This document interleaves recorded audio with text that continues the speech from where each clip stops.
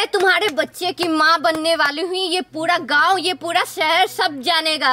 और सरपंच को मैं बताऊंगी, पूरे गांव को बताऊंगी। और देखती हूँ कि तुम्हें मेरा पति बनने से कौन रोकता है। समझा तू? हमारे बेटी के साथ नहीं आ दीजिए। बच्चा के मुंह तक कीजिए, माला डाले, इन्हें देख, ऐसे मत करिए पति के साथ। माला डाल जी, ऐसे ना कर सकीले ना जी। मैं बच्चा के फिर उन्हें देखा था, इधर इन्हें देख, मुंह ताला कर जी, ऐसे मत चल सिंदूर कर, कर जल्दी। अरे कर दे जी, ऐसे मत करिए जी, कर जल्दी जी ऐसे मत करिए।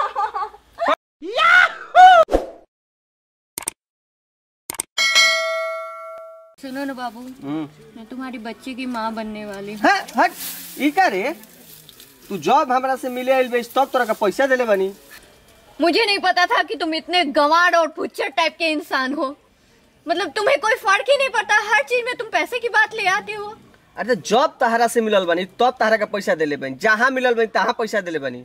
तुम पैसे से इस बच्चे को खरीद रहे हो? तो हमारे बच्चा से क्या मतलब बा? तुम्हें शर्म नहीं आती ऐसे करते? मैं जानती थी कि तुम एक नंबर के बुच्चर, गवार और देहाती टाइप इंसान, फिर भी मैंने तुमसे प्यार किया। तुमने जहाँ जहाँ मुझे बुलाया वहाँ पता बानू कि हम शादीशुदा हनी, तू हमारे से प्यार कर ले भाई। जब तुम शादीशुदा थे तो मेरे साथ क्यों आए तुम? हम नहीं रही, तू आई रही से। तुम आए हो, तुम पीछे आए हो मेरे। हम नहीं रही, जब भी तोरा से हम मिले नहीं, पैसा देनी, काम खत्म हमार। मतलब तुम पैसे से खरीद रहे हो मुझे? तो अब कब चीज से खरीदी? तू का लायक बड़ी से? तुम्हारे क्या स्टैंडर्ड है पता है तुम्हें? हाँ। तुम मेरे लायक, मेरे स्टैंडर्ड में हो क्या? ना तुम्हारी बोली मेरे से मिलती है, ना मेरा स्टैंडर्ड तुमसे मिलता है, ना तुम एक नंबर के बुच्चर, गवार, एक नंबर के देहाती इंसान हो यार। फिर भी मैंने तुम्हें एक्सेप्ट किया। तुम क्या कर रहे हो यार, क्या कर रहे हो? कहाँ जाऊंगी मैं, बताओ? तुमने जहाँ जहाँ बुलाया, वो मंदिर पर भी मैं गई, उसके बाद खेत में बुलाया वहाँ पे, फिर वो रोहन अंकल के यहाँ, उनके घर के पास तुमने बुलाया, वहाँ भी मैं आई। अच्छा ये बता, मेरी इज्जत नहीं है यार। सुन, जहाँ जहाँ गइल बेच तोरा का पैसा दिलबे कि ना है या ना बोल? तुम्हें शर्म नहीं आती? पैसा दिलबे कि ना? तुम्हें शर्म नहीं आती है ये बताओ? का चीज के शर्म? पैसा दिलबे? तुम्हें ऐसे करते हुए शर्म नहीं आती है? तो तोरा क्यों मुझे रिलेशन में लेके आए बताओ? हम ना लेके रही, तू लेके आई। जानते इसके हम शादी अब मेरे पे ब्लेम भी करने लगे, ब्लेम भी करने लगे तुम। वाह क्या बात है, क्या किस्मत पाई है कि मुझे खराब कर हमारा दिमाग। मुझे ऐसा बॉयफ्रेंड मिला है। बॉयफ्रेंड? हम तो बॉयफ्रेंड ना आनी, बस हम अपना काम से काम रखी ना। साला बुच्चर देहाती गंवार कहीं का।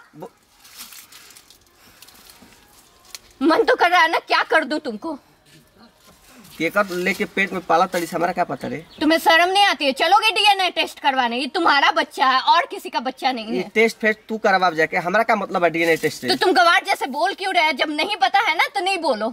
मैं तुम्हारे बच्चे की माँ बनने वाली हूँ। ये पूरा गांव, ये पूरा शहर सब जानेगा। और सरपंच को मैं बताऊंगी, पूरे गांव को बताऊंगी। और देखती हूँ कि तुम्हें मेरा पति बनने से कौन रोकता है। समझा तू?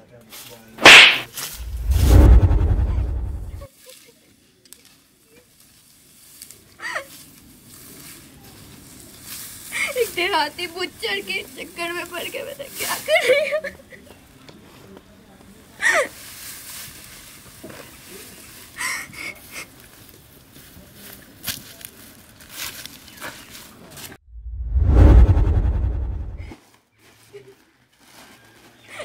मम्मी का भाई? मम्मी हम गौरब्बा के पास गए रहनी, वो हमरा से शादी करे नहीं के ओकर बच्चा के माँ बने बनी। हम सरपंच में जाए, मुखिया भी जाए, तोरा के न्याय मिली। रो मत, चुप रह। माई, ए माई, का हो? का भाई? का इतना इज्जत खड़ा बड़े?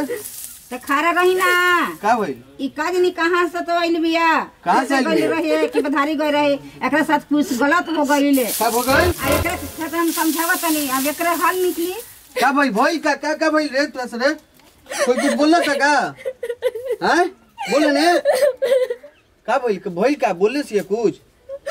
चुप रह पहले बताओ का भाई? हैं? वो गौरब्बा से मिले गई ना नानी।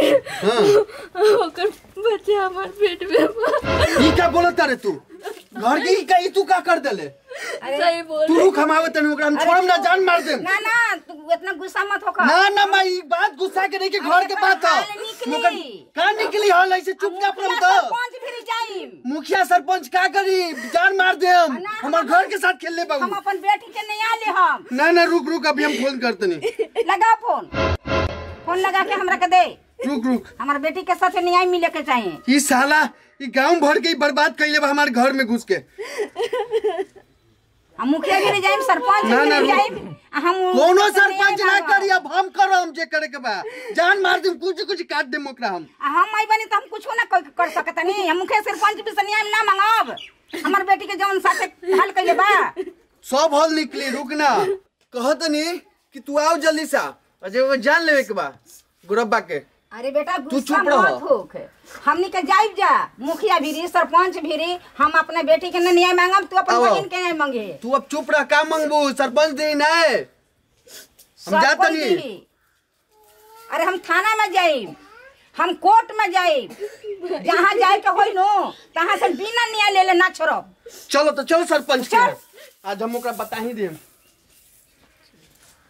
बाढ़ समझ में एगो लफड़ा हो गल बा बातों करे के बा पंचायत जी प्रणाम प्रणाम प्रणाम देखी एगो कांड हो गइल बा ये हमारे हई बहन माई हां एकला जरे गांव के कहा कोना नाम ओकर गौरब्बा गोरब्बा हमार बहन जरे गलत कइले बा रउए के फैसला करे पड़ी अभी के अभी है पूरा समाज के सामने एकदम अभी का भी बुलावा गौरब्बा के बतावा तन के ओकरा हिम्मत कैसे भइल गांव के लड़की पे ओकरा आंख दिखावे के ला बीच में का पेश कर न्याय मिले एजे बैठा बैठा हो न्याय कर एजे बैठ बैठ चल गौतम अरे का भेल बैठ बैठ बैठ इधर बैठ बैठ बैठ शांति से अब बोली सरपंच जी बैठो बैठ शांति से तोहरा हिम्मत कैसे भइल गांव के लड़की के संगे गलत करे के ये हमारे से रोज मिले होत रही अच्छा हम इनका भी ना जात रही पैसा खातिर जरा नजदीक आ जा नजदीक अभी भी तुम्हें शर्म नहीं आ रही है बोलते हुए तुम चुप रहो बाबू एकदम चुप प्रधान जी बात कर तू रही चुप रहा बोला तारी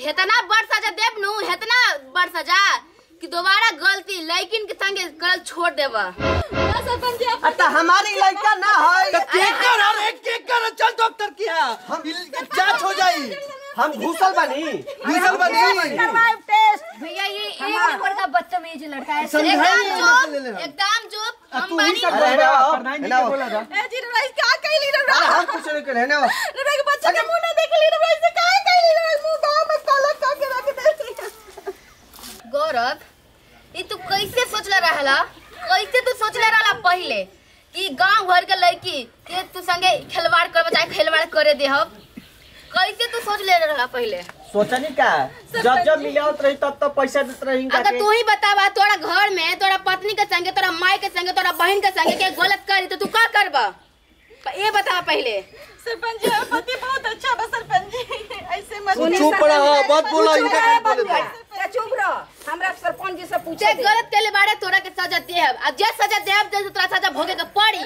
देखी सरपंच जी एक बात हमार सुन ली हमार बेटी साथ गलती कैले बड़े आ इनका शादीशुदा होते हमार बेटी के न्याय मिले ते काहे ने के सोच ले कि तोहरा संगे एगो पत्नी बिया हमार बच्चा पिला के तो हम का सोची हम आवत रही ये आवत रही देखत तनी कैसे बोलते ते हमरा आगे तोरा लगत नहीं कि कम पावानी ते हमरा आगे इतना बोला तारे से एकटा पिछाड़ी में का करत होई से बताओ क्या करते रही जोन करते रही पैसा देते रही ओकर चीज अच्छा बेटा बहुत बड़ा सजा मिली तोहरा बहुत बड़ा सजा मिली हम पति के साथ सरपंच जी ऐसे मत करी छोड़ तू रोबा मत तोरा रोवे का वाला कामे बा चुप रहो करिए ना तो सरपंच जी करिए हां चुप रही चाची चुप रही चुप रहा माइक के चुप कर दियो चुप रहो का करब हम सुना गौरव अरे चुप रहो गौरव सुना तोरा ही लड़की लगे शादी करे के पड़ी के मुंह ना ताकली ऐसे गलती करे के भैया का अरे चुप रह जब बोला था से पहले बात सुना हमार लड़की लगे तोरा शादी करे के पड़ी हम ना करो अरे सर पे ना करबे ना करबा पिलाट जाई मजा मारे में बहुत मजा मिलता है पिलाट जाई से मत खिलवाड़ करे में मजा मिलता है बच्चा रोड पर आवाज नीचे करके बात करा गौरव तोरा लौकत नहीं कि कम का बानी से सरपंच से मुंह गाँव लगे के पूरा सरपंच बानी हम मुखियाई हई हर हाल में शादी हो की ये गलती कैले बात एक सजा जरूर मिली जी बड़ा कृपा बा रहुआ के जी एगो मेरा दिया। जा घर में बड़े माला और सिंदूर तू लेके आवा। अरे पड़ी सरपंच जी एगो तो बीबी संभालते ही ना। गलती कैले बा ओकर ताजा मिली ही के चाहिए। कैसे होई हम एगो हमर बात अरे आज होई बे जो कॉलोनी होई शादी होई त होई। एकरा के चुप करना त ई मैटर पूरा बिगाड़ दी से। एजे होई अभी होई सरपंच जी हम अभी कभी फैसला करी बुजुर्ग। शादी कर देखी सरपंच जी, हाल करे से आज, हाँ आज करे से अभी, एकदम सही बात। अपनी बेटी को अभी ओके न्याय चाची देंगे। सही बात सही बात। हमार बात के टाले ना हम गांव के सरपंच बहुत मुखिया सरपंच होई। जी, जय हो जय हो। जय हो सरपंच जी की। सरपंच जी की सरपंच जी की सरपंच जी की तुम बता दे हम। ए जीरो ऐसे मत करी जी, नहीं तो हमारी जिंदगी बर्बाद हो जाए। बच्चा के मुंह ताकि जीरो ऐसे मत करी जी। जी ऐसे मत पकड़े करी। के पता नहीं। प्रधान जी एकरा के चुप करावा पहले, एकरा के चुप करावा। जा मत करी जी, नहीं तो हमारी जिंदगी बर्बाद हो जाए। जी ऐसे मत करी जी। गौरव बाबू ऐसे मत करी, सुनिए, तो बियाह मत माला करी पकड़िए, जी। हमारे बेटी के साथ न्याय दीजिए। जी ले ऐसे बेटी मत पकड़ो। करी, बच्चा के मुंह ताकि जी, हमारे मुंह ताकि जी। मला डाले एने देख ऐसे मत करी, ऐसे मत करी रो पति के साथ। माला एने देख डाला। डाल ना जी ऐसे ना कर सकीले रो। डाल को बात ले गौरव ना जी मैं बच्चा के मुंह फिर उन्हें देखा था इधर एने देख बड़ा मुंह ताला का करी जी, ऐसे मत चल करी सिंदूर जी। कर। जी हमारा कर जल्दी अरे कर दे जी ऐसे मत करी जी। कर जल्दी जी ऐसे मत करी। प्रधान सरपंच जी की सरपंच जी की सरपंच जी की सरपंच जी की सरपंच जी की। नमस्कार प्रणाम, मैं मौसम रमजन। हमारे साथ कोई ऐसा घटना नहीं घटी थी, बस हमने जो समाज में घट रहा है उसको एक नाटक के रूप में रूपांतरित किया और इसे बताने का प्रयास किया ताकि आप लोग के साथ ऐसा ना हो और आप लोग हर किसी के साथ अच्छा बिहेवियर के साथ पेश आए। बस मेरी यही कामना है। या